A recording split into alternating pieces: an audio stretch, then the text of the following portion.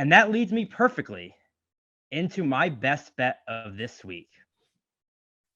I'm going with the Thursday night play, the Coastal Carolina Chanticleers, however you say it, minus 20 at Arkansas State.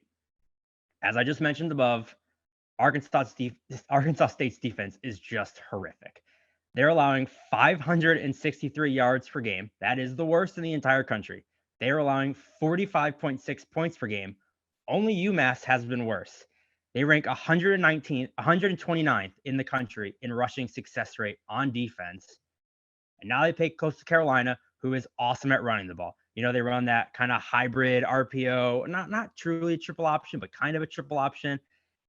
And Coastal Carolina's offense has just been humming this whole season. They're first in the Sun Belt and sixth in the country in total offense. They're averaging 528 yards per game. They're 12th in rush success, 23rd in pass success. They're just incredibly efficient behind Grayson McCall and that offense.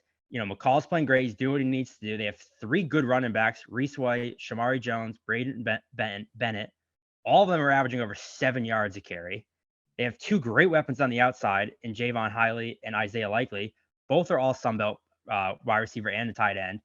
And Coastal, we can sit here and say, yes, we know they have no chance of making the playoff, but they don't know that. And they've proven this season that they're willing to run up the score and make statements on bad teams. And that's what Arkansas State's proven to be. And I think Coastal's almost flying. They're almost like they've almost crossed over that point where they're so good that they're kind of boring. No one watches them. No one talks about them. It's like, oh, ho hum, Coastal beat UMass by 50. That's what we expect. I see that happening again against Arkansas State, that, they couldn't stop anything. So I think Coastal runs it down their throat as they've been doing all year. They run it up on them late. Give me Coastal at anything under 21.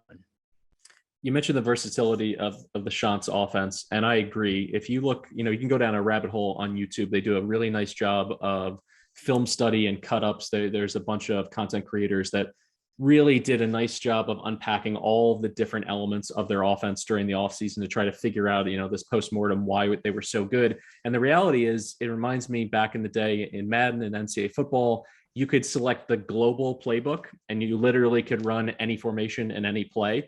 And it seems to be that whenever Coastal Carolina gets in the film room, they find out what's the weakness of the defense and they build the whole game plan around that. I could see Grayson McCall throwing 12 passes in this game and them scoring 55 points. And I think that's what you're going to see. You're going to see them just run it down the throat of the Red Wolves, and they have no way, shape, or form can they stop it. So because of that, I think it makes it a lot safer. There's not as much volatility in terms of, what they're doing. Sometimes when you're banking on a blowout win for a team that likes to throw it all over the place, you can get some tip passes, some interceptions, but I think it's going to be pretty simple from a game plan perspective. So I like that play out of the gate. For my best bet, going with an over here, over 70.5 between Western Kentucky and UTSA.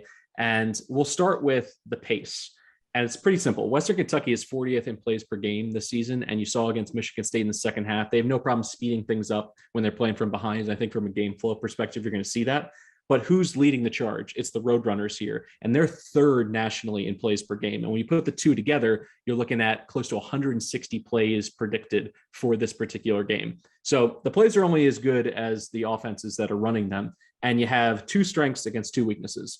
Western Kentucky is the first ranked passing game in the nation. Bailey Zappi has been tremendous. He's approaching 450 passing yards per game. And because of that, you have to look at, is UTSA equipped to slow that down? They're 70th in pass defense. And that first half against Memphis, a game that we had our eyes on because we called for the upset, they fell down 21-0 early. They gave up some deep shots. I think they're going to be in trouble against a Western Kentucky team that has sharpened themselves and sharpened the knife, so to speak, against Indiana, against Michigan State. That Michigan State game, they were throwing it all over the place. It wasn't just Jareth Stearns. They were spreading the love, so to speak. And I think because of that, it's just too difficult for this UTSA team to slow them down. I see Zappi throwing for 400 yards. Now, on the other side, when the Roadrunners do have the ball, Sincere McCormick, only one player in the country has had more carries in the last 3 weeks, and that's Jalen Warren, a former G5 hero, transfer from Utah State, now at Oklahoma State. But McCormick, 94 carries in the last 3 weeks. So they're going to this kid. And Western Kentucky can't stop the run at all. 120th nationally, 216 yards per game. So the two strengths against two weaknesses up and down the field. 70.5 does not scare me away. I'd play this up to 74. What are your thoughts on a shootout in this matchup of Conference USA teams?